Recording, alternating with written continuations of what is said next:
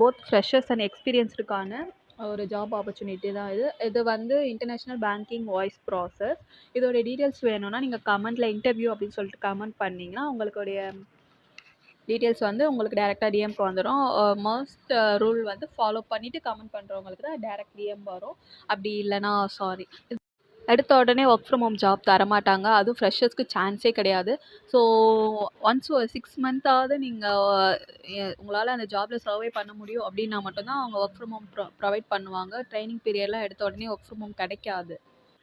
Once நீங்கள் உள்ளே போனதுக்கப்புறம் தான் அவங்க ஒர்க் ஃப்ரம் ஹோம் இருக்கா இல்லையா அப்படின்ற டீட்டெயில்ஸ் எல்லாமே சொல்லுவாங்க. பேஸ்ட் ஆன் சிச்சுவேஷனை பொறுத்து தான் இப்போ இருக்க கண்டிஷனில் ஒர்க் ஃப்ரம் ஹோம்லாம் கொடுத்துட்ருக்காங்க.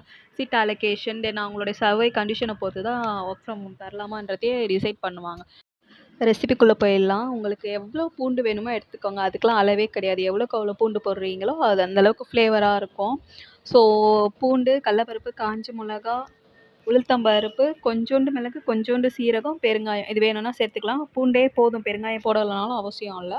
இருக்கிறவங்க போட்டுக்கோங்க, என்கிட்ட இல்லை. ஸோ எல்லாத்தையுமே போட்டு நல்லா ட்ரை ரோஸ்ட் பண்ணிடணும். கொஞ்சம் கூட தண்ணி இருக்கக்கூடாது. பூண்டு வந்து தண்ணி இருக்கும், பட் அது அந்தளவுக்கு நம்ம நல்லா ஃப்ரை தண்ணி இல்லாமல் கருகாத அளவுக்கு நல்லா வறுத்து எடுத்துகிட்டு மொத்தமாக அரைச்சதுக்கப்புறம் அது முழுசாக அரையாது. ஒரு மாதிரி கொஞ்சம் ஒரு மாதிரி திப்பி திப்பியாக இருக்க தான் செய்யும். ஸோ அப்போ வந்து நம்ம மறுபடியும் அந்த அரைச்ச பவுடரை மறுபடியும் வறுத்து எடுத்துட்டு அகைன் இன்னொரு தடவை அரைச்சோன்னா நல்ல பவுடராக வந்துடும். இது வந்து கெட்டு போகாத அளவுக்கு நம்ம ஸ்டோர் பண்ணி வைக்கணும்னா நீங்கள் அந்தளவுக்கு அந்த பூண்டை வந்து நல்லா ட்ரையாக வறுக்கணும். ஸோ அதுதான் இங்கே மெயினு. அந்த இட்லி பொடி வந்து ஃப்ளேவர் செம்ம சூப்பராக இருக்கும். இட்லி அண்டு தோசை, சாப்பாடு எல்லாத்துக்குமே நம்ம இது யூஸ் பண்ணிக்கலாம். இந்த பொடி பூண்டு இட்லி பொடி சூப்பராக இருக்கும். ட்ரை பண்ணி பாருங்கள்.